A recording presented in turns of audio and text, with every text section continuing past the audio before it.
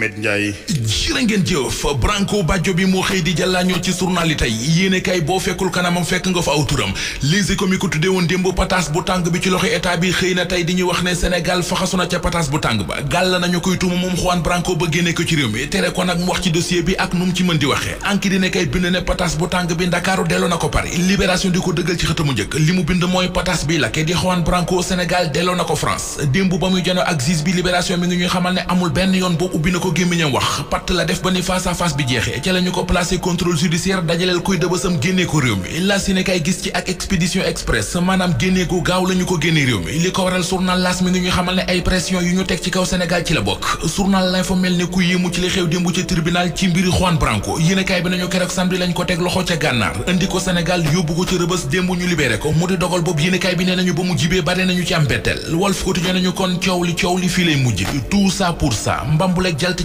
yi ci mbiri Juan Branco ndeketi du mujj fenn fu dul ci sa waay dellu ca say mbokk Vox Populi ne ko moom ko yëf yi doy waar la def ne jàpp nañu ko tëj ko libéré ko lépp ci 48 heures bés bi le jour tuddee dossier bi dossier farce track Direct News nañu Juan Branco libre na ba libéré waale maître Babacar Ndiaye ak maire Sangalkam di Pape Sow ministre de la justice garde des sceaux di Ismaïla Madior Fall di ñu wax ci xët mu njëkk anki dine kay ne gisuñu solos tëye Juan Branco ci kaso bi yi mu wax moom Ismaïla Madior Fall source mi ngi ñuy wax ne yamu rekk ci loole ndax ci conférence de presse bi mu woote woon démb moom Ismaïla Madior Fall wax na ci libération bu Branco ak bu maître Babacar Ndiaye wax na ci teg loxo gi ñu teg loxo maire bu Parcelles Assainies Jamil Sané ak maire bu Sangalkam Le Quotidien xëy ñu yeggee li Ismaïla Madior Fall wax ci mbir Ousmane Sonko Ismaïla Madior Fall nee na Sonko feebarul te ci xibaar yi ma jot nekkul ci grève de faim bu weesoo li mu wax ci mbiri Juan Branco wax ko ci mbiri Ousmane Sonko Pape Alé Niang Sud Quotidien nee nañu Ismaïla Madior Fall wax na démb ci mbiri Watap minibus Tata bi ñu dogaale woon ca Yaraax taaloon ko ak i cocktail molotov ba ñaari doomi yaa dama ñàkkoon ci seen bakkan lu ñeel boobu le attaque journal Source A xëy na di ñu leeral ci xëtamu njëkk fa enquête ba toll fi ñu tollu tembe li ñu bëri bëgg a xam l'observateur xëy na ca dem ba jeex